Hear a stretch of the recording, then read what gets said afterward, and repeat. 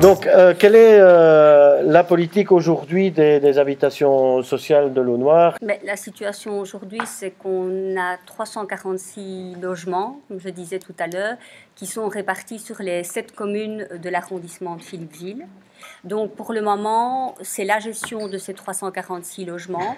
Il y a en cours quelques chantiers, notamment à Serfontaine, avec 5 logements, mais pour personnes de plus de 60 ans.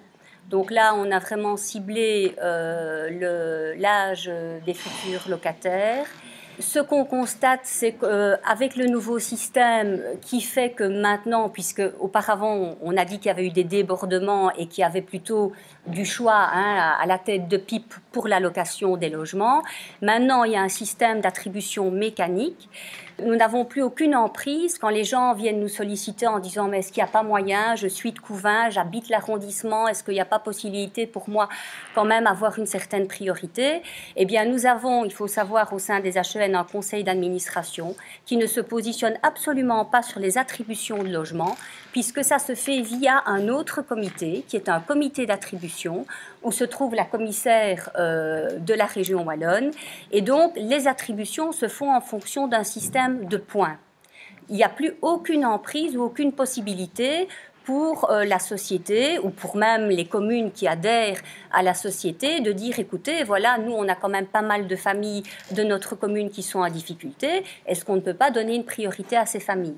Donc ce n'est pas possible de le faire en l'état actuel. Il y a eu un petit changement puisqu'avant c'était des candidatures uniques, donc on pouvait venir de n'importe quelle commune en région wallonne et on posait sa candidature et la candidature était valable pour l'ensemble des sociétés de logement. Maintenant, ça a été réduit, monsieur le directeur, vous me direz si je me trompe, à 5 propositions. Donc la personne peut dire, voilà, moi je souhaite aller dans 5 communes ou 5 villages. Mon choix se fait parmi ces 5 villages. Venant de n'importe où en Belgique? Oui, en région wallonne. En région wallonne. Alors, nous, la difficulté aussi, et en discutant avec d'autres sociétés de logement, parce qu'on dit effectivement, je le disais tout à l'heure, il manque du logement, mais on se rend compte qu'on a des logements et que malheureusement, il y a toute une série de contraintes réglementaires qui nous empêchent de pouvoir rapidement remettre en location les logements que nous avons. Parce que les logements ont été détériorés, parce que des locataires sont partis mais qu'on ne peut malheureusement pas, tout en sachant qu'ils ont quitté l'entité, qu'ils se sont même évaporés dans la nature, on ne peut pas prendre la clé et rentrer dans le logement. Il faut attendre parfois des mois, il faut rester devant le juge de paix, il faut prendre un huissier de justice, donc ça prend parfois des mois. Et donc, pour le moment, on a quelques logements, ils sont vides parce que nous avons un employé technique et qui doit refaire le logement du haut jusqu'en bas, ou du bas jusqu'en haut. Est-ce que vous envisagez des solutions pour accélérer ça? Est-ce que vous avez des latitudes pour accélérer la remise en état? Est-ce qu'il y a des choses non, qui sont... on n'a pas de latitude. Alors, ce qu'on fait, c'est que on a maintenant les personnes qui sont candidates.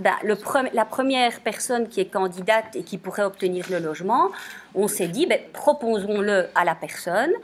On accepte de lui payer tout le matériel et éventuellement, si elle accepte d'entrer dans le logement tel qu'il est et de repeindre elle-même, eh bien, elle rentrera dans le logement. Mais on peut comprendre que des locataires, quels qu'ils soient, disent nous voulons quand même rentrer dans un logement qui est à la base correct dès le départ. Combien est-ce qu'il y a de demandes en attente aujourd'hui Au niveau du... 300. C'est à peu près toujours le même nombre de personnes qui... Maintenant, une difficulté supplémentaire, j'y pense parce que tu parles, c'est qu'on assiste, mais ça c'est dans tout le domaine, à des éclatements familiaux. Et donc, par rapport à la problématique justement de l'obligation d'avoir dans chaque commune 10% de logements publics, il y a la difficulté de dire que le système n'est peut-être pas très bien fait parce qu'on considère les 10% en prenant le nombre de logements publics qui est créé sur la commune et en le divisant par le nombre de ménages de la commune. Ce qui fait que vous pouvez avoir une commune qui soit très très très dynamique en matière de création de logements, Mais si elle a parallèlement à ça une augmentation importante du nombre de ménages et particulièrement des personnes isolées, eh bien elle peut faire tous les efforts qu'elle veut. Elle pourrait parfois, chaque fois, se retrouver, même en faisant des efforts, en deçà de ces fameux 10% de logements publics.